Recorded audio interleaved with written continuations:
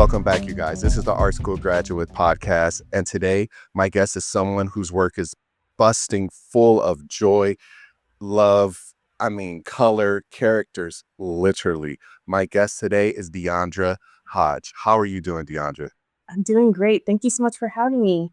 No How are you? problem. I'm doing well. I'm doing well. We were speaking beforehand how I found you, and it was through the Creative South platform. So, for the people who may not know you, who are you? What do you do? What is it that you create? All right. Well, as you mentioned, my name is DeAndra. I'm DeAndra Hodge, and I am an illustrator. I'm a graphic designer.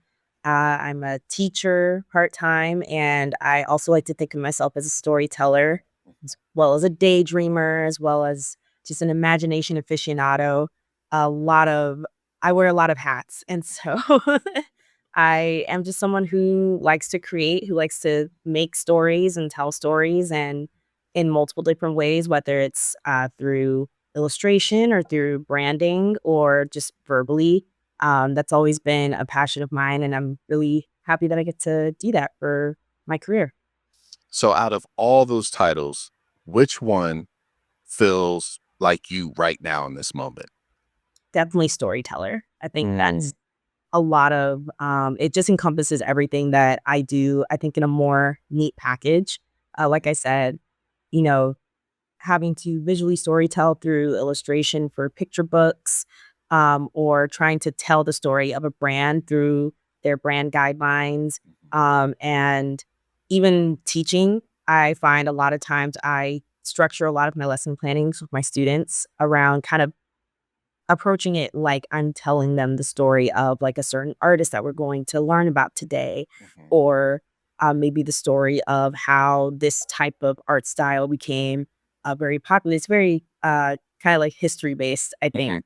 Mhm. And even, just in my everyday life in, like, school and whatnot, I was always, like, a history nerd, which I Mhm. feel like history is, like, the storytelling of the world, and so I find I'm really interested in history and historical media, and so, I would have to say the storytelling or storyteller is is the word that really describes me in this part of my life.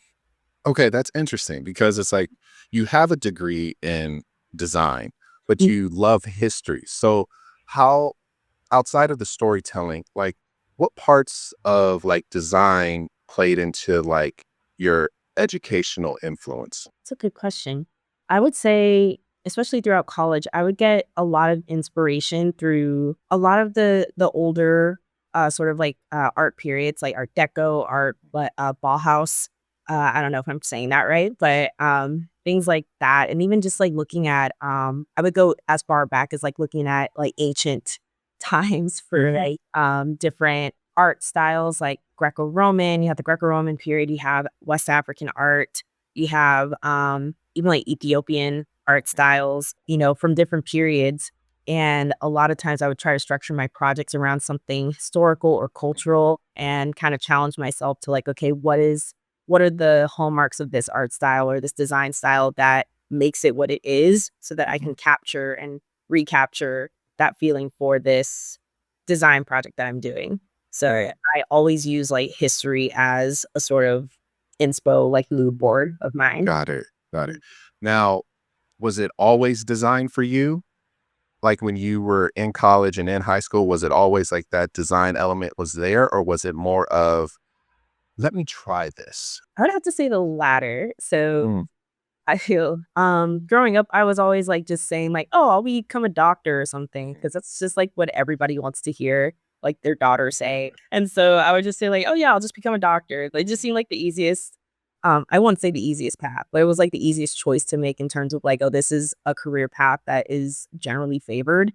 And then at some point, I, like, started falling into, like, this Tumblr art scene where I would see all these cool artists post their work online, like Pernille Orme and Sylvain Manet, from France, and I was so mesmerized by their work, and I'd always loved to draw, but I had never really taken it too seriously, but I started taking it up as a hobby and kind of studying, like, say, animated movies, like, their character designs and whatnot, because I was always really interested in drawing in, like, the way the characters looked in animated films. And I remember in my junior year, I was taking AP chemistry, and the teacher was like, "Yeah, get ready. You're gonna have to take so many more chemistry classes for the next, like, probably decade." And I was like, "I hate this class already." Like, I was not doing great in AP chemistry. I'll just put that out there. Like, I was getting by on that extra 10 points that you get at the end of the year. So I was thinking, I'm like, I really don't want to be a doctor anymore, like, but I don't know what else to do. And I kept hearing like artist, artist, artist. I want to be an artist. I want to be some kind of artist. And I remember telling my older brother for the first time, and I was like being so vulnerable. I was like, I want to be an artist. And he was like, well, I'm glad you finally figured that out about yourself because I knew you wanted to be an artist before you even said anything. And so go ahead. No, no, no. I was gonna say that's an amazing story. You're not. I'm not far from that. I played football growing up my whole life. I went to junior college, and I was like, oh, I'm gonna do sports medicine. I was Mhm. like, yeah, because I'm always in the training room, icing, stretching, rehabbing. I was like, yeah. Took all those science classes? Absolutely not. I was like, I am up 10 hours after practice studying, and I still got a C minus on that test. No, I'm not doing this. I'm so sorry. I took my big butt right over to the art department, and I was like, "This is where I'm supposed to be." So you're not, trust me, you're not alone in that journey. Yeah. And, like, I remember telling my mom, like, the same thing, like, "Oh, I think I wanna be an artist," and I drew a comic about this recently. I remember she, like, stopped cold. She was like, "Huh?" 'Cause my mom did not play about, like, our education and everything and, like, Yeah. us getting a good job, and so she was like, "Okay, okay, that's fine. Maybe consider, like, becoming an art teacher or, like, a graphic designer. You're like, graphic design? You should do that." And I was like, "I don't really know what that is, but I'll look into it." And so Mm. I just applied for the graphic design track, at my college, and, the rest was history. Yeah. Mhm. So let's talk a little bit about that backstory. So you grew up in Alabama, moved to DC. Do any of those, those are kind of like big moves for someone at a young age, or even at for an adult. So did any of those parts of that like upbringing kind of help in that decision? Was it like seeing different parts of the country and seeing different art styles and things like that heavily influence you to be like, okay, yeah, I think I might wanna choose this, degree forgive me, design path. Definitely, but, like, kind of in I think, a roundabout way. So, I mostly grew up in Alabama, but I'm a military kid, so we actually moved around a ton before, like, Mm, settling in Alabama. mhm, So, my early childhood, because of my parents' jobs, my dad was active duty in the military, my mom, was active duty before she had my older brother. mhm, We had to pick up and move, like, every close to, like, 6 months to a year to a neat military base. I ended up being born out of the country in Germany.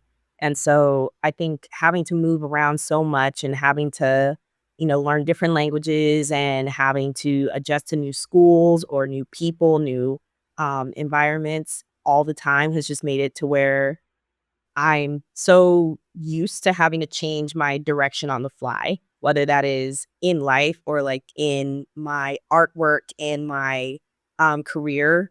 Like mhm, if something is like maybe like there's a roadblock or maybe mhm, something's not working, it's like, okay, I'm not like married to like this one option. He can mhm, shift gears.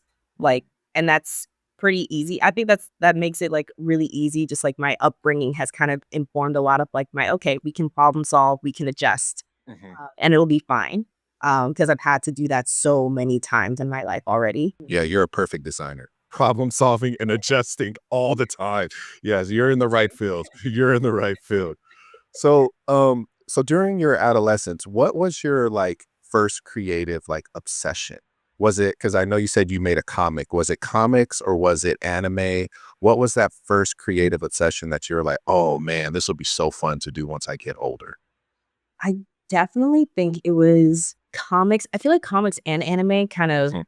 came in there at the same time. I just would always be so mesmerized by the art styles, especially because at the time anime was such a different Huge. art style Mhm. from what we were seeing in American animation. And even a lot of the American animation that was out during the time that I was in like my adolescence, like Steven Universe, I Mhm. think had a huge impact, like Adventure Time.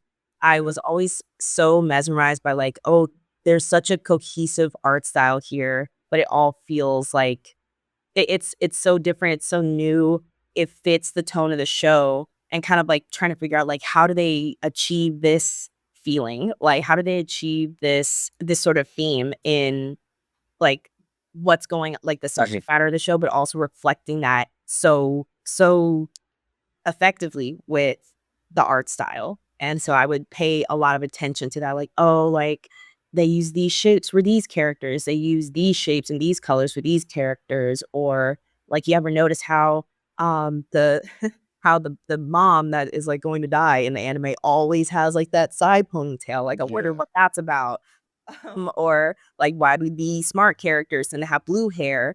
Why do like, what does that mean? What is that about? And so kind of that would always pique my interest, and I would look into that all the time. Yeah. So how did you like, and this is just me being an artist myself, how did you like the life drawing classes where you had to do figure drawing and all that? Did you enjoy those? I did. They really pushed me out of my comfort zone. I think I was actually just recently talking about this with a friend of mine who went to a class for the first time. They're not an artist, but, they went for the first time, and I was like, "Yeah, I remember, being kind of frustrated at first because it was a challenge." And it would be challenges like, "Oh, you have to do this pose in, like, 5 seconds, and then another one in 10 seconds," and it just keeps going and keeps going. Or sometimes the teacher would be like, "Don't pick up your pencil. Don't look at your paper. Use your left hand instead. Try that out." And I think that They always do. I hate that. like, you can never get too comfortable, and it's like, at first, it really drove me crazy, but then it started to become fun. It started making it fun for me to just like, "Oh, I wonder how much of this I can capture in, like, 5 seconds. Let's see. Maybe it'll look cool if I try with my left hand. Like, I wonder what that'll be like." So, I really liked it after a I while. I liked figure drawing till this day. I hate drawing hands and feet.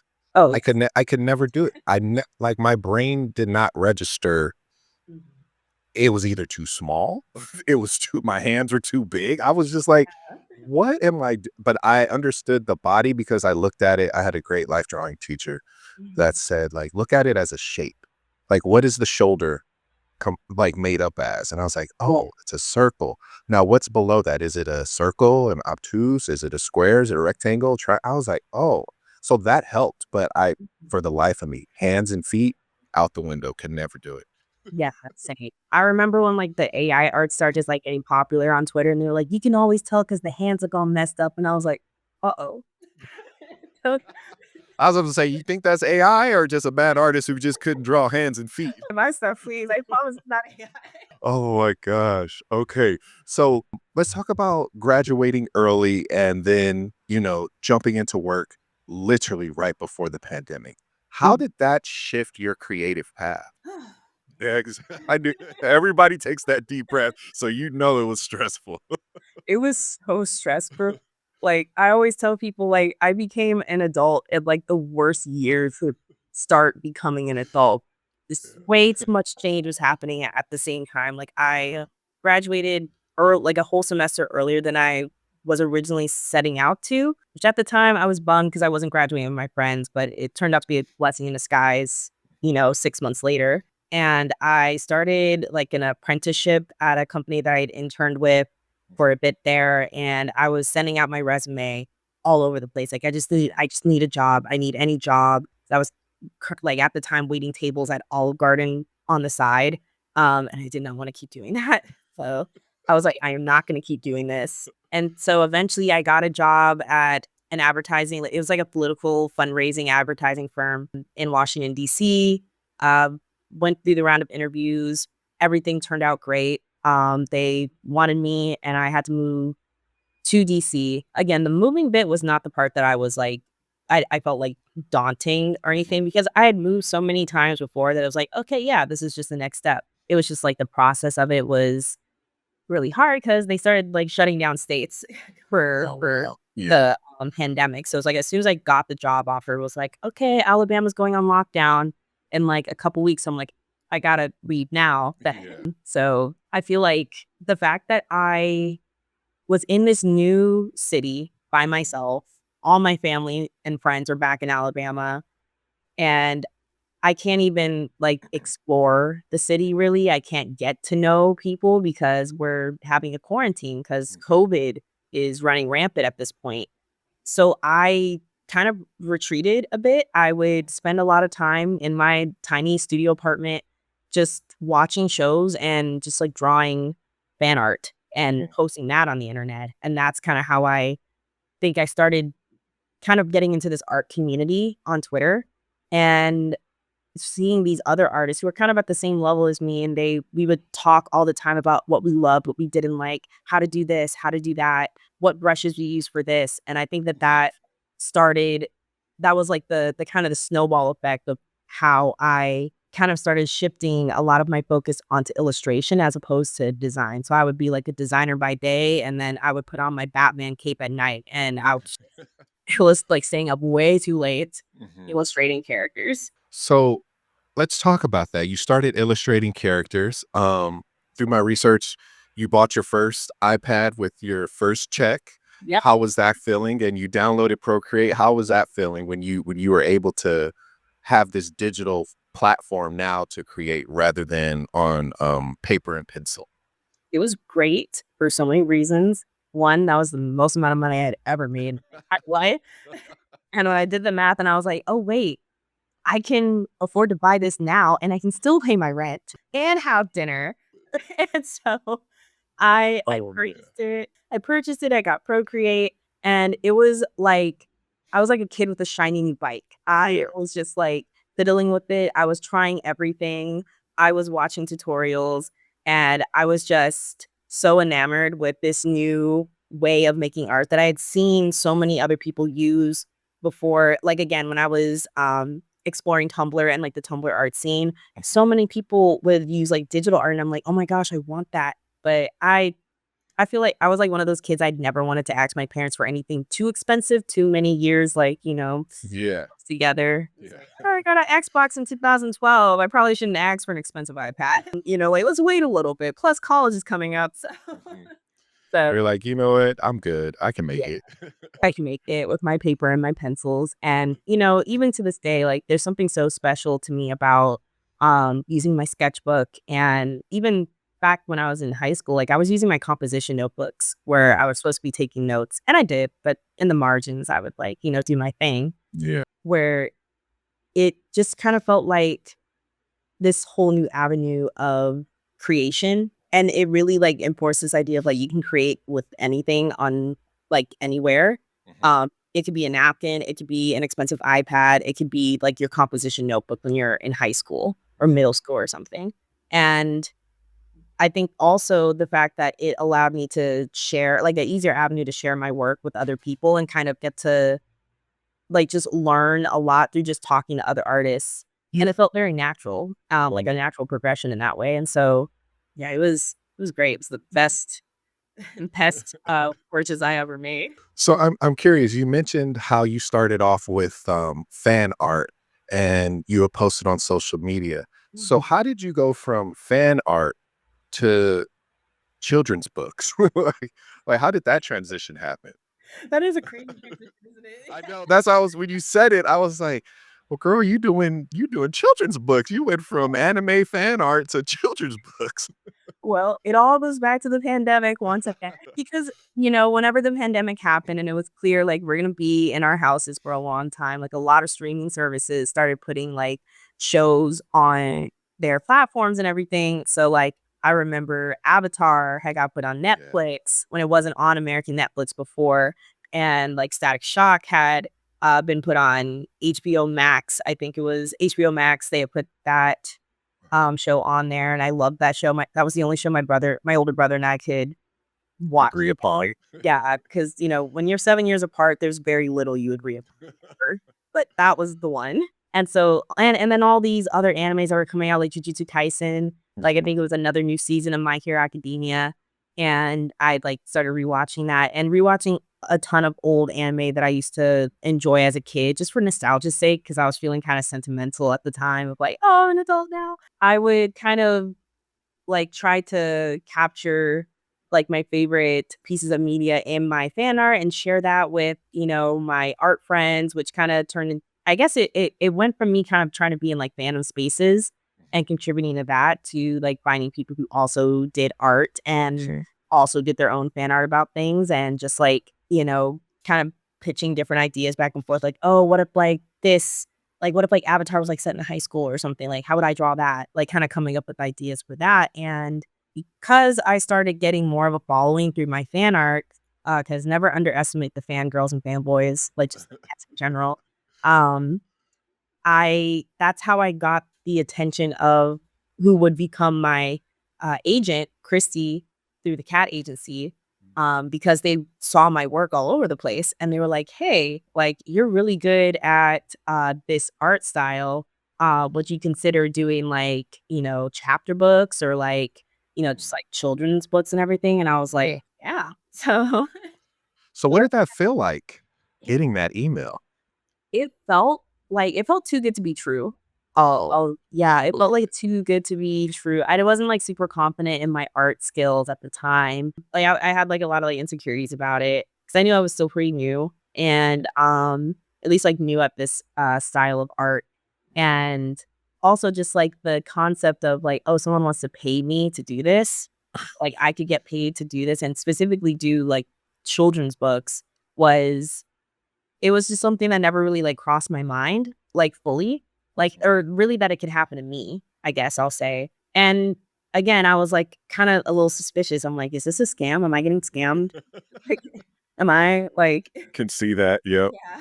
And so, like, after doing like, talking with my mom, like 'cause I run everything by her, Mhm. and, kinda, like, looking into, like, this company and everything and, like, having a couple chats with Christy face to face as you can get in Yeah. 2020, through Zoom. That's when I was like, "Okay, this is actually legit, and I could actually do this."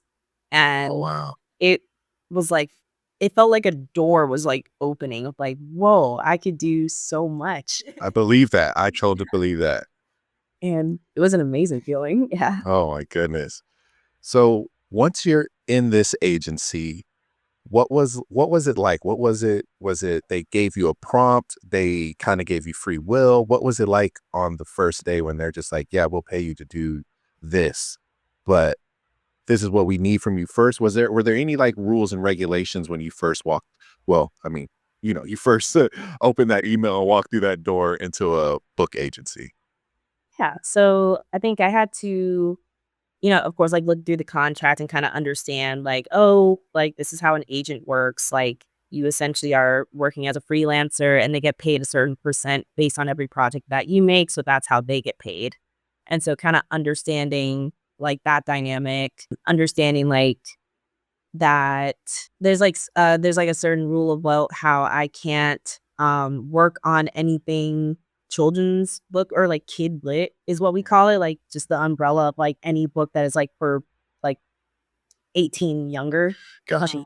Yeah. So, like, working on any KidLit project, like, I can't do that, like, unagented, I guess. So, like, if okay. there's a KidLit book project or something, like, that I get offered, I have to, like, run it through my agent and everything. I can't, like, sign on to it, just, like, on my own, which is, like, totally fine because Chrissy does, like, all the stuff I don't want to do, like, the negotiating, the contract writing, the contract will look over, like, "Hey, this looks good to me. Let me know what you think. You want more money? Let me know, I'll get you more money so we can all get more money." The end goal. Yeah, the end goal. Yeah. Like, even, like, giving me insights on, like, certain contract clauses that I might not understand so that I can make, like, better informed decisions, or things like royalties, and I think after that, I had to, once I signed, like, that contract and everything, I had to, like, submit my best work for the agency so they could promote my work on their site.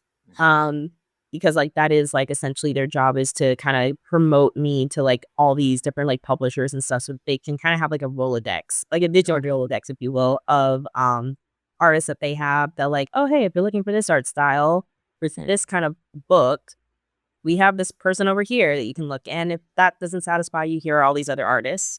So Mm. there's always options. And so, yeah, so it was I think right out the gate, I got an email saying like, "Hey, they want you for" or this publisher, I think it was Scholastic, like, "wants you for, a That Girl Lele." Mhm. book series, and I was like, "Wait, like that girl Lele?" Like the little girl was like rapping with her dad or Yeah. I was like, "Oh my gosh, like she's so cute." Like, of course I'll do that. And it's like with Nickelodeon. So I was like, in school, Yes. like, I used to go to, like, these book fairs all the time, and so I was Yep. super stoked, and I think for that one, I actually got, like, a brand guideline on top Oh, of the wow. prompt, Yeah. because it was a Nickelodeon it was, like, a Nickelodeon project, so I had Mhm. to, make sure I stayed on brand with it, Mhm. but I also kinda got to see, like, what the prompts were, like, how much I had to illustrate, what exactly I was illustrating, and what I had to depict. So it was a pretty good project. It's kind of like a training wheels sort of thing Got because it was very like detailed about like it. this Mhm. is what we need, this is what you have to draw, Mm. and so on and so forth.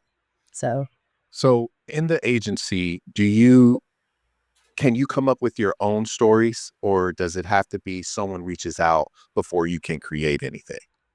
I can create my own stories, but there's like a process where you have to kind of create a pitch essentially, where and it depends on what type of book you want to do. Mhm. So the graphic novel pitch process is a little different than say the picture book pitch process. Like Mhm. I think for picture books, you have to basically have like the dummy already created. So the dummy is like it's like a bare bones like, sketch like, pictures, like, kinda Mhm. think of it as, like, storyboards for a picture book where, like, okay, this is what the illustrations will look like, this is kind of a taste of what the style is gonna be, Okay. and as well as, like, the manuscript has to be written and everything, and you basically have to send that dummy in to a publisher, and that's kind of, like, what determines, like, that and then after that, there's, like, a negotiation thing, they have to decide, like, "Oh, we wanna go through with this or not." And then for a graphic novel, you have to do like a chapter summary. So you have to write a summary for each chapter. You have to write a little bit of a script for the characters, or like at least a sample script. And then you have to do like a couple sample pages, like finished sample pages, to show kind of like the progression of the story, what the style is going to be, and kind of showing like a pivotal moment in that story. And send that in. So, Mhm. Okay. Okay. mhm, That makes sense. Okay. So let's talk about your process. You said brainstorming is your legit favorite stage. yes. What makes that part so magical for you? I feel like this is for me, the brainstorming bit is kind of like my version of whatever people feel when they like skydive. Oh, Yeah, 'cause yeah. I just have like like this blank page and Mhm. I get to decide what styles am I pulling from, what inspiration am I pulling from, what do I get to draw, how do I get to draw it, and I get to experiment the most. And I think that's where the most fun comes in is like, oh, I can try something new or I can kind of go back to this other thing that I've done and kind of see what works and what didn't. And also getting feedback from other people that I'm working on the project with is also a lot of fun. I feel like a lot of people don't enjoy, like, the kinda, like, spitballing sessions you have, Yeah. art director, designer, da da da da, but I think because I have, like, the background of being a designer, I am really used to, like, kind of being in that space and kind of thinking like a designer while I'm starting the illustration process. So, like, if I'm having to do a cover, like, I know already, like, okay, I need to save, like, a third of the top or Mhm. the bottom, like a third of the Yeah. cover needs to be allocated for some kind of title and like byline and everything. So, Got it. and even like knowing how like I need to prep these files to make them optimized for print or something that's something I learned like as a designer. So I can kind of like think ahead a little bit more and it makes the brainstorming process a lot easier because I know like what my parameters are Mhm. as far as the Mhm. design process goes. Yeah. So what does your research look like when you're like visualizing? Like we're through the brainstorming, now we're at visualizing. So what does that research process look like? Because I know sometimes you may have something to reference and other times you have to come up with it. So how do you do that? How does that balance work for you? So, it kinda depends on what it is I'm working on. A lot of times, I will just use Pinterest. I live and die by Pinterest. It's the best social media app ever out there. Um, I make a lot of, like, Pinterest boards, with, like, kinda style Uh-huh. inspo, or subject matter that I can find. I might make like a little deck of like reference images that I think I might need, like certain specific poses. Mhm. Or sometimes, I am that friend at the function that if I am like, we're hanging out watching a movie, I'm like, "Hey, can you, like, pose very specifically so I can take a picture of it? I'm using it for work, like, not fair." Like, I need, multiple people to be, like, posed up in this way. "Okay, got it, thank you, let's go back to the movie." Yeah. So, like, in my own reference photos. Luckily, I live in Washington, DC, where there's so many museums, Mhm. and sometimes I can if, like, the, book that I'm working on is based on a certain thing that I can find in that museum, I'll Yeah. just go right to it.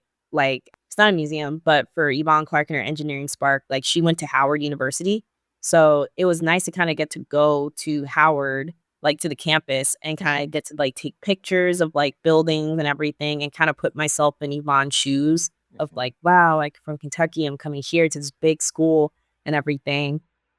Um, and so yeah, I feel like especially living in DC, I have a lot of options, Mhm. for where I can draw my inspiration from. So this part I'm curious about, like, how do you navigate, well, your book agent probably helps you, but how do you navigate like those legal things, with like referencing buildings or logos or likeness? Like, how do you navigate that? Because it's like you said, you're taking pictures of like certain things. I know some of your friends are probably cool with it, but like Mhm. when you're in that public space and public domain, like, do you ever run into any issues with that? Sometimes, for the most part, I've sort of, like, learned a little bit of, like, what is and isn't okay to get away with when it comes Mhm. to, like, intellectual property. Like, for example, if there's, like, the rule where if you change, like, at least, like, 75% of the thing that you took a reference from, then it's technically legally okay to do. And sometimes just, like, illustrating that thing is considered, like, that counts. Like, it's just an illustration of this thing. Any kind of branded logo, Yeah. don't try it at all. I think this was a thing that came up in the Beyond the Game series because I'm having to draw so many athletes who have, like, these teams that they're repping that have, like, our logos and stuff. Like, I have to get creative with, like, okay, how do I show that this is obviously a Lakers jersey and, not show the Lakers logo? And so Mm. with that, you kinda have to play around with, like, okay, well, the logo's off limits, but the colors are free reign. Mm. Like, colors are free reign, and, I think on the cover, I had it to where, like, there were, like, lights in the background, Yeah. so LeBron was, like, turned a certain way, and he had, like, the ball kinda covering half of the Lakers logos, Got he it. Yeah. and it's Yeah. like KDR, like, you only see, like, half of it. Right. Technically, it doesn't say Lakers, but you Yeah. can tell it's the Lakers so sometimes you have to cheat a little bit, you know? Yeah. Um How is it when you're dealing with like illustrating like those public figures like LeBron or say an Obama or an Oprah? Like, how is it when it comes to those public figures? Do you have the same like legal loopholes you got to get around, or is it kind of like, well, they're famous, they're a public figure? Yeah. Well, sometimes it depends, like, I can't reference certain photos too exactly, like, I have to Gotcha. change some aspect of it in a certain way. I think we came across that a lot with LeBron. It's because like, there's so many Yeah. LeBron images on everything that's, like, really hard to, like, tell what is, like, fair game and what's not. But I think for the most part, I have gotten to the point where, like, I kinda, like, pour all these images as, like, references of, like, okay, this is how I draw this person at, like, every angle and everything. I kinda make my own, like, turnaround, of that person, like, just pictures of that person, so it's like, okay, I can see, like, say, Oprah from the front, Oprah from, like, 3/4, Oprah from the side, like, here's a reference image of that, and use that as a way to kind of practice enough, their face and everything so that I don't have to rely on copying essentially, like, a reference image, like, bar for bar. Got it. Yeah, so I can, like, I'm so comfortable drawing LeBron's face, I know way too much about every nook and cranny of that man's face for someone who's never met him, like and, like, draw him in, like, just a made up setting that still conveys, like, what the story's talking about. Mhm. So yeah, Okay. that's usually how I get I around. w I was just because it's just like I've always wondered how some of these, because I've seen many I love going to bookstores, like in LA where I'm at right now. Yeah. They have the last bookstore in downtown. Love it. So it's like you see all these like graphic novels, and I'm like, that looks like, ooh, somebody about to get a check today. I was like, but now that you explained it, okay, it's like I get it. If it looks like you're using kind of like a reference model to go about it. So, okay, I'm curious now about this point too. So you recently demoed drawing Tupac, in your illustrations. When drawing someone that's like iconic and like you said, Tupac, LeBron, like you said, you can draw that man if you've never met him. How Yeah. do you decide on what features to like emphasize or exaggerate? That's a good question. So when it comes to drawing like iconic people, I always say like they're iconic for a reason and you need to figure out what about them is like an iconic look. So for example, for Tupac, I feel like even if you're not capturing his likeness exactly, if you have like, okay, he's obviously bald, he has like maybe his bandana tied up in the front the way or the way that he does sometimes, and like his nose ring and everything. Like even if it's not an exact likeness of Tupac, there's those are like the hallmarks of like, oh, that's like something he would wear. That's like an iconic outfit. Or like is like Selena Quintanilla and like her like iconic like red outfit Yeah. and everything. Like there's like certain things that like clothing wise or maybe like just like that they clothing wise or style wise that makes that person like you can tell like that's who it is. Like if I draw a guy with like a white glove, a sparkly white glove, You know who that is. Yeah. you know who that is. But getting like more into the features and everything, I think it comes about I figured that out by doing a lot of studies of their face. So in my demo, like there's a part where I actually do just like trace over their face and then move that tracing over to the side so I can see like, okay, what's standing out to me, like in its most basic form. Mhm. And I believe when I did that with Tupac, like the biggest thing that I noticed was like, oh, he has really big eyes, like really big, really expressive eyes and long eyelashes and really thick eyebrows. And so, and plus like his facial hair, I feel like was very stylized as well. So kind of figuring out like, okay, those are the things I need to really nail in order to capture his likeness. Or like if I were drawing Rihanna, like I feel like her Cupid's bow on her lips, Mhm. like she has really iconic, like a really iconic lip shape. Mhm. And if I can capture that regardless if like, her hairstyle is different than it is now, it's like you kind of can tell like, okay, this is who this is supposed to be. Right. Yeah.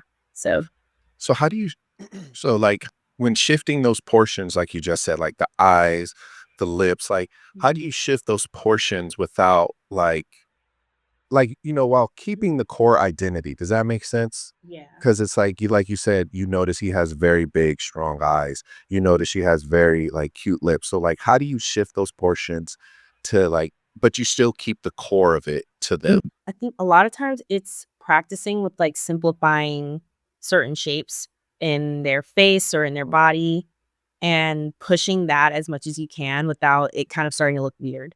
I don't know if I can explain it very well, but it's like seeing sort of like when I'm like moving that tracing over to the side and I'm looking at like the very bare lines of like, okay, this is the shapes of these things, then that's when I start to kind of play around on a different part of like my page. And I'm like, okay, let's see like how I can make this look more interesting while still keeping the essence of what this shape is. Like as long as it's the same shape and I push it a bit more to make it more stylized, more fun, maybe a little even a bit more exaggerated, then I think I can like nail this likeness. Like I guess it's kind of similar to how when you're watching like a stage play, and there's like dancers on stage, like they're dancing way harder than they look like they are Yeah. because you have to make it they have to make those moves readable from like to the people like all the way in the back, like in the balcony and everything. So that's kind of the same concept that I do whenever I'm illustrating like a stylized illustration of a person. Okay. Because I just because looking at your work, I was just like, okay, how does she do that? Like, how do you like? Is it more of a line, shape, form type thing first, or is it just like you use whatever you choose to pick out, either the eyes, the nose, the lips, the ears? You just take it as that. It's all of that, yeah. So, like, I look and see, like, okay, what about this is, like, what stands out to me personally, and then like how can I kind of just break it down to its simplest parts so that I can see like how far I can push this, so I can really make it pop. It's a lot of try. So really, it's a lot of trial and error. So are you using iPad or paper and pencil? Typically iPad for that part, because then it's easier for me because I don't have like a light box or anything. So or a printer. So, like I just became an adult like 5 years ago. So, I'll use, like, my iPad. I find, like, an image on, like, Google Images or something. I put that in my, file and then another layer, just, like, kinda tracing over that and shifting that off to the side and just kind of and then there's also a really good tool in Procreate where you can, like, actually put a reference image in, to this little, like, box that's, like, just kind of off to the side, kinda like a sticky note, if you will, and you can, like, draw and zoom in and still have your reference image close, like Oh, wow. yeah, like, close to you, so, like, instead of it being like, "Oh, I put it, like, directly on the page, and I'm having to constantly zoom in and out, so I can, like, It see my follows you when you zoom in and out. Oh, yeah, that's dope. so That's that dope. also is super helpful for this part of the process is, like, okay, I have my references, and I'm constantly bouncing back and forth. Okay, that's dope.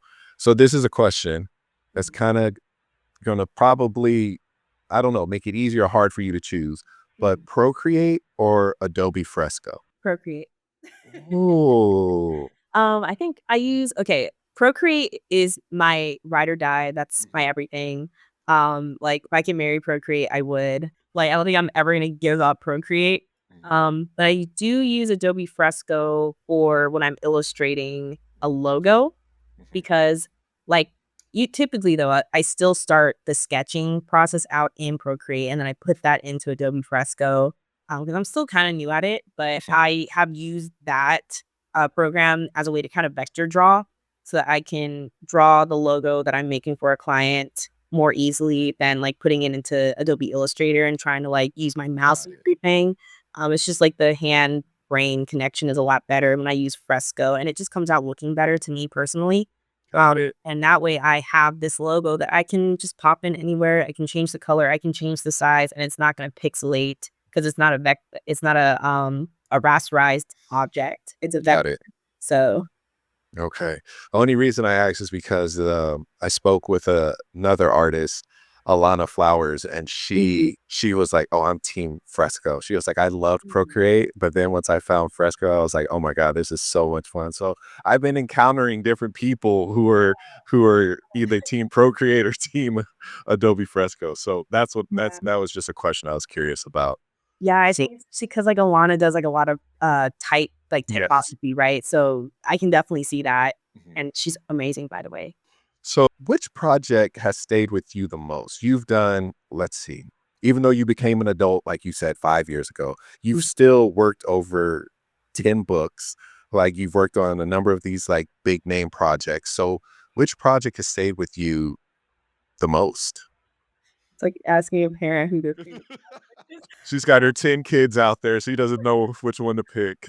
Waking up. Oh, man. I wanna say the Beyond the Game series is such a great project. It's one of my favorites. Again, I love all my children equally, but I think just the fact that the Beyond the Game series is a project where I really kinda started to find my footing when it came to the type of illustration that I want to do, like, not just the drawing aspect, but what types of projects do I want to work on.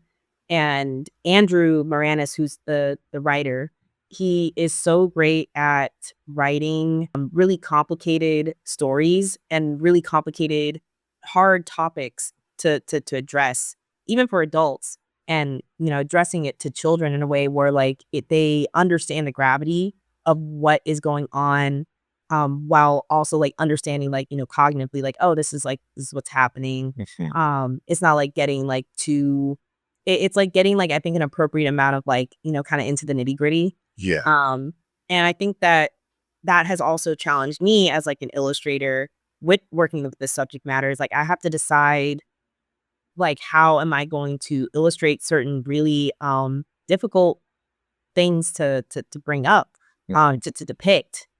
like, for example, for the Pat Tillman book, in the third book of the Beyond the Game series, there is like a part where it gets to the part where Pat Tillman learns about 9/11. Like 9/11 happens because this is taking place like in 2001. Like 9/11 happens and Pat Tillman decides he's going to leave the NFL to join the military. And obviously, like, I'm not gonna draw, like, the Twin Towers, Yeah. because I don't want my job is, like, I'm trying to show how heavy the situation is, like, the emotional depth of what's going on and what people were feeling, like, even though, like, I was alive during 9/11, but I was like a 2, 3-year-old child. So I don't have any personal, like, emotional connections to it aside of just like the fact that was a very scary thing that happened and the stories that my family have told me about that day. And so I have to kind of, in a sense, I'm kind of in the shoes of the child, Mhm. in for that particular illustration because I have to showcase like, okay, this is a really scary, like emotionally, Yeah. like emotional thing that happened in the country that you guys weren't there for. And having to kind of show them that, but also show like the emotion on Pat's face and his wife's face. And to depict like how serious of a situation this was and what a serious decision this was for him to make, like why this was such a big deal without scaring them too much into not wanting to learn more, which is like that's a really difficult line to tell, line to tell, even with like my students that I teach and everything. They have questions about things that are excuse me, they have questions about things that are going on like in the world and today and in the past. And I find that like that's maybe the most challenging part is like, okay, I want to answer these questions for you, but like it's really difficult to make something make sense to a child in a way that they really understand, what is like what's happening, what's going on, and like how, and understanding like, what's right and what's wrong, Mhm. because eventually like they're gonna have to decide that for themselves. Got But it. but yeah. So, how do you balance the visual storytelling for stories that are like, because with that story, like you said, I think I was a freshman in high school.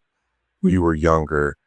Like, how do you balance like the nonfiction topics, like social justice, engineering, while still making it engaging for kids? Because it's like, I know historical topics kind of gives you a little bit, you know what I mean? It gives you a little bit of room to like move and maneuver through, and like they have kind of like the underlying theme of it. But how do you navigate with like those nonfiction ones where it's like they may not fully comprehend what social justice may be, or understanding what an engineer does exactly? How do you still do that and make it engaging for kids? It's a really good question. So I think for me, there's like, how there's the whole thing about the inner child, right? Mhm. I think the fact that when I grew up, like I'm illustrating the books today that I grew up reading, like the types of books I grew up reading as a child. And so I remember being like super engrossed in those topics and in nonfiction books in particular. And kind of remembering like, okay, what was it that I was like so eager to learn? Like, what was it that made me so curious about these things? And kind of basing a lot of my illustrations off of that feeling that I had as a child. Like, okay, I want to know like everything about everything. I want it all. Like, I want all of it in front of me. And so I have to kind of toe a line of like, okay, I have to make this like very bright and colorful. I don't have to make it bright and colorful, but I just choose to do it that way. I like making things bright and colorful. I like making things like have a lot of visual interest in it. Like I like for a lot of things to be going on. I like a lot of busy, kind of imaginative illustration, but also grounding it in reality. So I think especially that's kind of where I started playing with that kind of concept with Yvonne Clark and her engineering spark. Because not only am I having to illustrate these like really detailed blueprints of these machines that like actually exist and have Yeah. like these parts are not just like made up parts, like they have to be accurate. That was a note from the art directors, like these have to be accurate machines and everything. And also having to kind of think of this concept like, okay, what is a spark? Like like what is her engineering spark supposed to mean thematically. And so the kind of playing into like the theme of the matter, I think is where I kind of get to be a little bit more imaginative, Okay. as long as like the nonfiction aspect is the part that is grounded in reality. Mm. So, you have these machine objects, but you also see whenever she's like tinkering with these like sparks are going off in her head Mhm. because she's in her zone, she's in her element. And it's that feeling of when you're doing something you are meant to do. And so that's kind of where those colors and those like that bright imagery starts to come in. And that I think is something that a lot of like the readers can kind of see and visually understand is like, oh, this is her passion, this is her spark. What's my spark? What makes me feel like this? You know? How do you tap into that childlike mind? Is it like, do you find yourself going out for walks? Do you go to like a bookstore? Do you look up images? Because it seems like you have like a really strong grasp on that. Like when you were saying it in my head, I was visualizing that. You're like the sparks in her head are going off because she's getting these ideas, but she's also working on things. So like, how do you know to visualize that? And are you talking to younger kids? Like, are you going to like, I don't know, schools and preschools or I don't know, like how are you coming up with this? Because it seems very like you're on it. Like you literally described it. I visualized it. So I was like, if I can understand this, I know someone younger can. So how do you do that? It's honestly a mix of like even before I became a part-time teacher, I have so many younger cousins. I have a huge family. Like my mom is the youngest of 7 children, so I have a ton of cousins. And I am, as like one of the older girls, the designated babysitter for all of the little ones.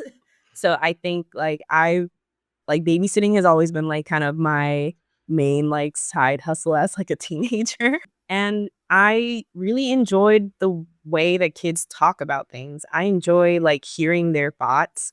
I like hearing their questions because sometimes it's like, wow, I never thought of even asking that question before. Or I remember being that age and like having so many questions like that. And I remember where that comes from. Like, I feel like I have this like, I still have like this connection with my younger self of like that feeling of like being so amazed by everything in the world and wanting to know more, like always wanting to know more. Cause even as an adult, I'm still always wanting to learn more, always wanting to know more. And so, that feeling has never really left me.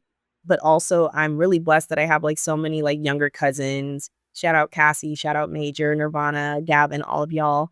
There's too many of y'all to name, but I'll be playing with them and just seeing the kind of things that they're into and either kind of remembering like, oh, I remember feeling like that, or even just like asking them more questions like, oh, why do you like this? Like what is it about this that, you're so drawn to? And hearing them, I think like them kind of having like, the time with like an adult to really kind of get to talk about like what their interests are and what they want to know, I think is something that's really special for them. Because parents get tired, teachers get tired, like sometimes they don't Yeah. have to answer every single question. But I remember being that kid that had so many questions and I will, just sit there and just talk with them. We have a conversation and I think that definitely like informs like a lot of the way that I go about illustrating is like, knowing how these kids are going to look at these books and what it is that they want to see, what it is they want to learn.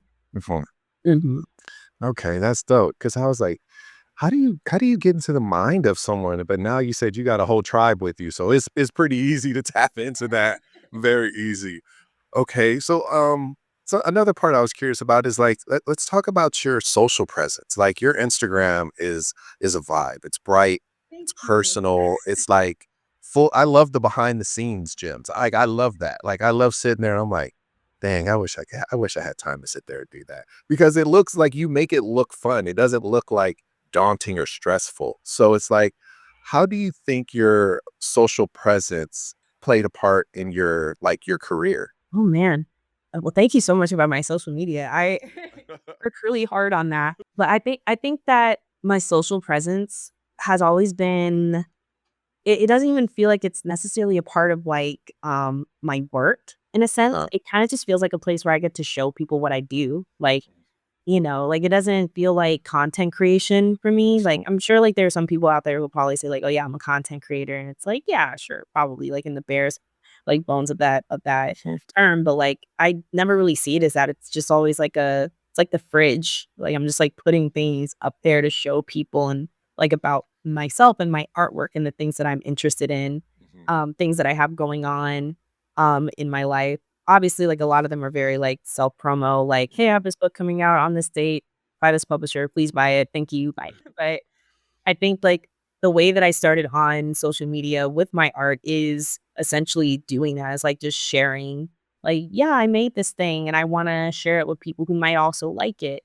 Even if no one but, like, 2 people like it, I've made 2 new friends that I can talk to about this thing, like, "Oh, you like this? I like this." So, "Oh, you like to make art? I like making art. Let's be friends." It feels Yeah. like very much, like, kinda back in the sandbox all over again.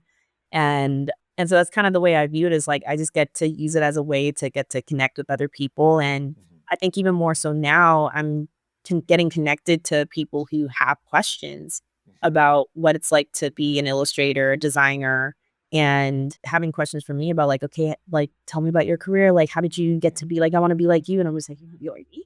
I just became an adult 5 years ago. You wanna be me? Really? Girl, take it as a compliment because your work is there. It's like, I saw it and I was like, "Damn." Like, it's dope. Like, I'm not even gonna sit here and be like, "Oh, man, I was just" no, it's dope. You're there. You're there. So, it's warranted. You got the skills right there for that. Thank you. So, how do you decide what to share and when to share it? Is it just out of curiosity? I know you just said, like, you have a book coming up, you share it, like it, you guys, please buy it. Or is it more of like, oh, I haven't posted in a while, let me post this? Or do you have like a scheduling, or do you have like, does your oh my gosh, I'm drawing a blank. Does your agency say, hey, you haven't posted anything in a while, can you post something? Like, how do you decide what to share and when to share it? It I totally have a system, it makes 0 sense to anyone else, but I try to post at least 3 times a week. So I try to post on Monday, Wednesday, and Friday, Okay. and I try to at least come up with ideas of things that I can post that I I try to stick to that schedule, but I also don't, like, beat myself up if I can't stick to that schedule, because I'm very much, it has to be like a quality over quantity thing for Got me. it. So if I have, like, 3 quality things that I can share in the form of a social media post, then by all means, I'm gonna do that. But if I only have 1 good post out, I'm only gonna do 1 good post, and I'll probably drop it on a Wednesday or whenever I just happen to feel like it should go out. When it comes to things, like, it depending on the post, kinda depends on, like, when I'm gonna post it. So if it's like "Oh, I have a book coming out," or, like, we have a reveal, like a cover reveal, or I have this event coming up, like, Yeah. that's a lot, that, will determine, like, okay, that's gonna get posted probably sooner than later. If it is, say, like, a trend, uh if it's like, an internet trend, then, like, timeliness kinda comes in where Mhm. it's like, "Okay, I gotta post this now because it's trending right now." It's not probably not gonna trend in a week, so I can't, Mhm. like, hold on to this. So, I'll, probably do that. There's, like, a lot of challenges that go on the internet, like, I guess it's not a challenge, but, like, KidLit art postcard, like, that's, like, always the 1st Thursday of every month. So, I know about that ahead of time. I usually try to prepare something for that if I can, if I have the time. Mhm. There are mermaids every May, Yeah. Inktober's every October, so, like, kinda, like, Yeah. bone ahead of time. I Got it. plan Got it. so far ahead of time that it's like, "Okay, yeah, I need to make sure I have these things ready." Portfolio day, always have a portfolio day post, like, in the drafts ready to go, because those are things that are going to, show up every year, which brings us into holidays as well. Like, I have a couple pieces I can, Juneteenth, for example, just had a book come out called Tell Me About Juneteenth, so every year, going forward, I can share that book in Mm. particular, around Juneteenth, or maybe like my Mother's Day comic coming out on Mother's Day, or like my Kwanzaa puzzle that I, was talking about, like, because it's a puzzle, you kind of want to, like, or something that you're trying to, like, you would like for people to buy, like, you kind of want to start maybe at least a month ahead of when it comes out. Mhm. to tell people about it. But, now I have like a piece that I can share on Kwanzaa or during like the winter holidays. Like I have a Christmas piece I can share. So, that's sort of another way that I sort of decide how I'm gonna schedule out my social media posts. That makes sense. It didn't go over my head. That made sense to me. Hey, trust me. I think I have the same kind of like creative ADHD where it just like Mhm. it makes sense in my head. I can't tell you right now, but Yeah. trust the process. So, yeah, exactly. So, let's talk about this jump that you made, which was going freelance. So, what gave you the confidence to fully leave your full-time job and just go 110% into the freelance world? Mostly youth and delusion. But unbridled youth is, but Yes. but in all seriousness, I planned ahead like quite a bit with my decision. Leading up to the decision, I was at my graphic design job for about a year and a half at that point, and the job itself, while it was great. I had good pay. I was getting raises and everything. Yeah. There were a lot of perks. I had like great coworkers, but there just wasn't a lot of like upward mobility in terms of like you're just kind of an entry level graphic designer for forever.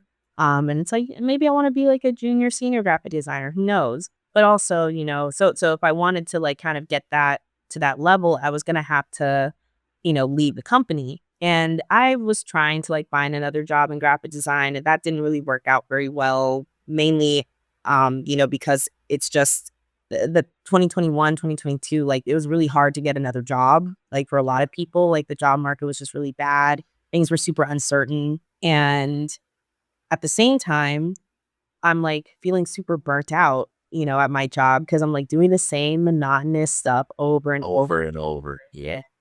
I'm at my desk, like, from, like, 9 to 5, and then I, turn off my laptop, I pull out my tablet, I'm working on this book project that I have that's due, and luckily with my agency, like, they give you the freedom to be able to choose how many projects you wanna work at one time. It's all depending on, like, how much you're able or want to do. Mhm. So but even with that, it was like, I'm having to turn down so many cool projects because I just can't do all of these and do my full-time job and have a social life because things are opening up again and I can finally like make friends in this city. Being in for like 2 years and I'm very like I take a lot of pride in my work, like I don't want to make something for the sake of just getting paid and it suck. And now my name is on it, like it's gonna be with me forever. Like, Right. other people forget about it, I'm gonna remember. And so I was just like thinking like, okay, like what if I just like went freelance full time since it seems like I have all of these like book project offers coming to me and I'm having to turn these things down, but I'm not really having a ton of luck in the job Mhm. market for graphic design.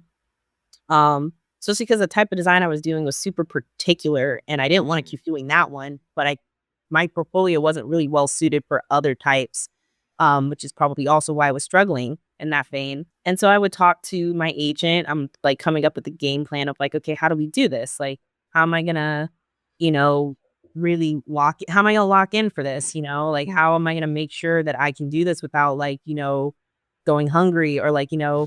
becoming a starving artist, like, and talking to like my design manager who also had a lot of experience as a freelancer and talking to my old teacher, Min Sun Lee, who had a lot of experience as a freelance designer and everything. And just like looking up a ton of YouTube videos. Like I think it was watching a ton of like Anusha Syed's YouTube and just trying to like, get all these gems to try to figure out a plan for myself, like deciding like what kind of artist do I want to be? What Mhm. books do I want to work on? How do I make my portfolio show that?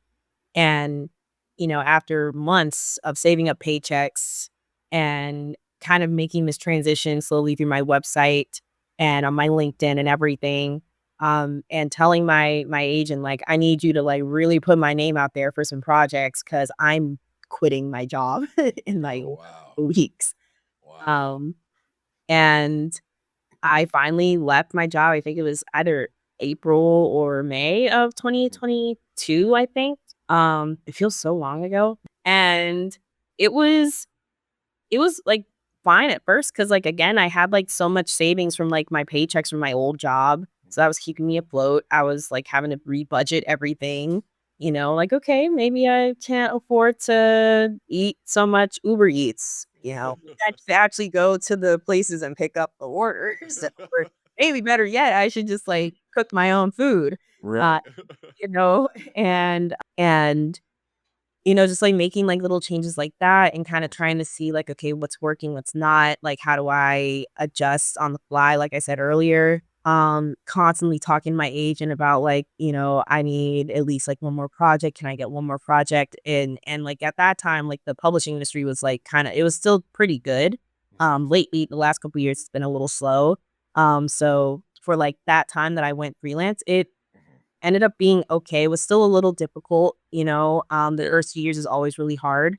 But it was like, I guess, like jumping out of an airplane. Like I felt exhilarated, but also like kind of a little bit of trepidation. Like, what am I gonna do if this doesn't work out? And yeah, so it's worked out so far.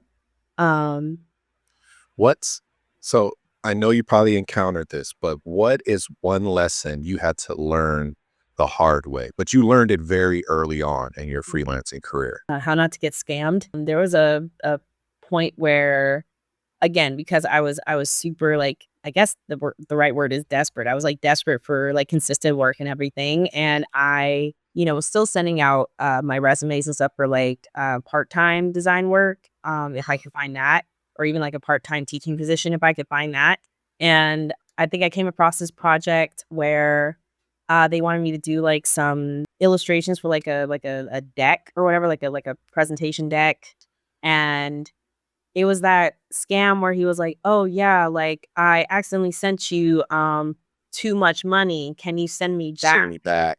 Yeah, and that's when I was like, "Christy, what is this? Like, what's going," like, thankfully, Christy was able to be like, "Oh, no, that's a scam, cut communication. Like, you didn't give him, like, any of your, like, bank information or address." I'm like, "No, of course not." And so that was really disheartening because I was like, "Wait, like, that money will, like it'll, like, last me, like, a couple months, like, I can pay, like, for this, this, and this that I've been needing to get fixed and all that." And I just, like, felt really, like, disheartened. It was, like, kinda one of those, like, moments where I'm like, "Wow, the world is an evil, evil place that would take advantage of me." And so That's funny. and so I'm glad that I learned, like, kinda the red flags of what to look out for when it comes to, like, a scammy art gig, and thankfully, I think I made a post about that, like, "Hey, like, this is what you need to look out for stuff like this," so that other people would know because I was genuinely I was hurt. I was really hurt. I was, like, so and shocked that, like, someone would wanna, like, try to scam me out of money, like, who am I? Right. You're like, You you want know? my money? What? So, yeah, that was Okay. that was a rough one.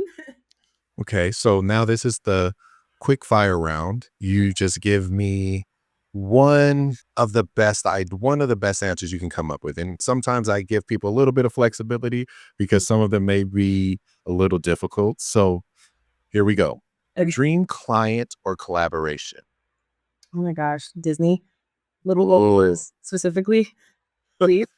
Oh, you thought about that one for a minute. She's like, no, I didn't even finish the sentence. As what do you Disney, sir? Disney. Okay.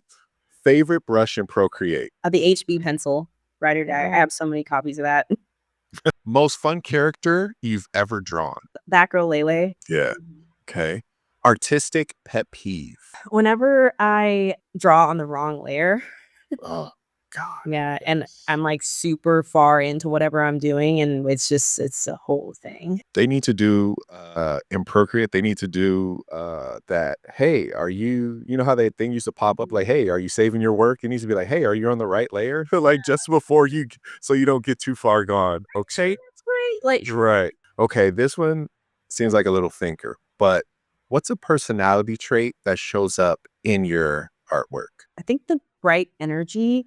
A lot of people tell me that, like, I have a really sunny personality, and so and just, like, a love of, like, bright colors. So, I definitely think that that shows up in my artwork and just, like, this kinda energy of joy that I try to exude in my everyday life. See, that was an easy round. See, you thought about these. I could tell she was ready. So so let's talk about a little bit of advice for aspiring artists. So for artists who don't have an agent or industry connection, what's the best way for them to break into publishing? Well, I definitely think it's a number of things, honestly. Things that I think will help these artists improve their skills and kind of get to know themselves better so that they know what kinds of projects they need to kind of ask for. Um, Definitely like take some time to think about what type of art you like to do because each type of book requires a different style of art. If you do chapter books, you need to know how to do black and white illustrations. If you do picture books, you need to know how to illustrate full scenes of work, like everything. You have to be able to draw like just about a little bit of everything. Um, Different characters of different ages, drawing animals, backgrounds. You can't just draw like a single character with the one solid color background. I know we love doing that, but you gotta push yourself out of that comfort zone. And I think that practicing drawing the kinds of things that you want to draw, like focus on the things you want to draw artwork of. If you don't like drawing bicycles, don't just like put a bunch of like bicycle drawings in your portfolio. If you, because then that's just going to tell the art director, like, oh, this person's really good at drawing bikes. And now don't like getting, art, yeah, for example, like you're getting like artwork that involves like drawing like bikes or whatever. Put the stuff in your portfolio that you want to actually draw and want to actually do in the style of artwork that you want to do it. And I would also say that it's really important for young artists who want to get into publishing to not just network up, although that is important, but like network across with other people who are in a similar boat as you, because you guys can help each other so much, maybe even more so than like somebody who is like in a higher position as you, which is not to say that like, in the case of me that I won't like, try to help you and everything. But if, like people who are in the same boat as you understand where you're coming from a lot more than like maybe I can in certain situations. Because, for example, a question I get all the time is like, how do you get an agent? And as I kind of like illustrated in like some of these answers here, like I was just posting on social media a lot and I got found by an agent, but that's not the typical way. Like typically illustrators who seek that out, they will take a lot of time to build up their portfolio and do research on the agency itself and try to see like, are they a good match? Like, is my artwork a good match to this agency and the kind of thing that they like to do? Should I like submit my, portfolio, like my little like I guess what do you call it, a cover letter about myself Yes. and like wait for a response and everything. I don't really know a ton of what goes into that. But so kind of getting to talk to different artists who are maybe also beginners or maybe just got agented themselves, like can kind of help you learn like, okay, this is how I kind of break into this publishing world. And like I said, like take all the time you can to learn about yourself in the process because learning about not just like, what you like to draw, but how you draw the best. There's so many different avenues for artists, whether you're doing like a digital illustration or collage pieces, or even puppets. Like there are children's book illustrators who make puppets. That is one of them from my agency. Shout out. There's so many different like avenues of like the type of artwork that you can do. You're not limited to a certain specific type. Whatever you know makes you feel the most fulfilled, whatever brings you the most joy is always going to be acceptable in the publishing industry. And you just need to kind of take the time to figure out like, okay, this is how I am going to do this illustration, these illustrations. This is what I want to do. Because people, when you tell people, whether it's on social media or in a cold email, like this is who I am and this is what I do, it speaks so much louder than like, hey, can you please give me a job or take a chance on me and everything? You have to know yourself, um, and like know what you're about, and really like, stand on it, like this is my like just like any other artist would. Like that is the nature of being an artist is knowing yourself. Yeah. Thank you for sharing that. So this question I was holding on to because I was like, I want to know her take on it. What is your take on AI and the Fiverr market for book illustrations and book designers? How do you feel about that? Well, boo, to start out with. If it's such a cheap, like, kind of cop out for making images for a picture book. I don't think that particularly when it comes to illustration, particularly when it comes to book illustration, I do not believe that a robot can make a good illustration for a picture book. There is a human experience that you have to put into that work. I'm sure you can connect the dots from what I've said before, but like you have to, on some level, being an illustrator, especially an illustrator for children, you have to understand them and you have to understand how they think and how they feel. And you have to be able to put that, like, put those emotions, put those, like, those ideas into an illustration for them. You have to understand who they are. And I just don't think of a robot, like, they might be able to make it look a certain way, but there's no feeling in it. It's lacking something. It's not pushing the boundaries. It can only go so far, and I just don't think that. And then on another level, it's like I just don't think that, like, I don't think kids deserve, like, this, like, am I allowed to cuss on here? Go for it. I don't think kids deserve, like, a half-assed, like, illustration or a half-assed project that you're just making to make a buck, all right? Like, you're just using this to make money, and it's like, yes, artists, we work for money and everything. We work for a lot of different things, but it's like, they don't deserve scraps. I feel like children do not deserve scraps. They deserve so much better, and they deserve for someone to take the time, take, the energy to really delve into the process of creating a book for them. Mhm. And so AI art is never going to be able to replace, picture book illustration. Like, they're never going to be able to replace picture book illustrators. Like, it's just one of those things that it requires a human hand. Yeah, Mhm. most def. So before we get up out of here, what do you hope young readers and even listeners feel when they see your work? I hope they feel seen. I put a lot of time and energy in my illustrations to making people feel seen, even if the characters don't look exactly like them or necessarily come from the same background as them. I want for the readers to be able to understand things about the character, things about the story, and connect it to their own life. Um, the same way that I do when I'm illustrating. For Beyond the Game 4, I had to illustrate a powwow scene. I haven't really been to a powwow before. I've seen videos and pictures. I watched a lot of videos and pictures sent to me by the publisher of what a powwow is like. But, in reading the manuscript, I'm understanding, like, okay, this powwow means more to the character Jordan, specifically Jordan Marie brings three white horses Whetstone. Like, this was her connecting with her culture, after kind of having to leave the reservation that she was from and everything. So after, like, such a long time being away, like, she's getting to be in that space again and be around her community. I don't know exactly, like, what it's like to be at a powwow, but I know what it's like to be at a family reunion with, like, my family and surrounded by, my community and my people and everything.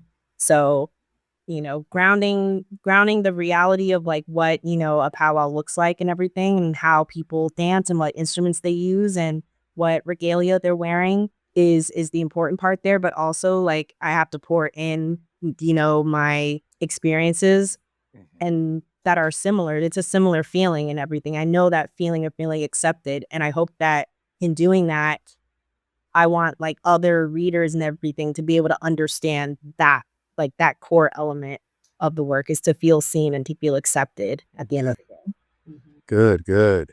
And lastly, how can listeners support your journey, follow your latest drops, and just say hello to you? Definitely. Definitely following me on social media, my Instagram. I think I should remember what all my Instagram handles are, but, like, I'm most active on Instagram, at DeAndra Hodge _. And you can follow my Substack. I have a Substack. It's called DeAndra's Desk. That's where I share a little bit about projects that I have coming up, little behind the scenes processes that are more in depth than I can really get into on like Twitter or Instagram for the sake of like character limits and everything. Like I really like to delve into like my thought process and what I went through on those projects to kind of help connect to other people who maybe are going through similar things or maybe are wanting to know what it's like to work as an illustrator. And it's just a good way to keep up with like even just different events I have going on here in Washington, D.C. or, other cities potentially. And yeah, I would say just, keeping up with my social media, engaging with my posts, signing up for my newsletter, buying the books from, Barnes and Noble or anywhere books are sold or bookshop.org is always really greatly appreciated. Um, so yeah. Okay. Well, you guys, thank you so much for listening to our podcast today. I'm your host, Justin Robinson. I had the talented, the skilled, the masterful storyteller, DeAndra Hodge. And this is the Art School Graduate Podcast. We'll catch you guys later. Peace.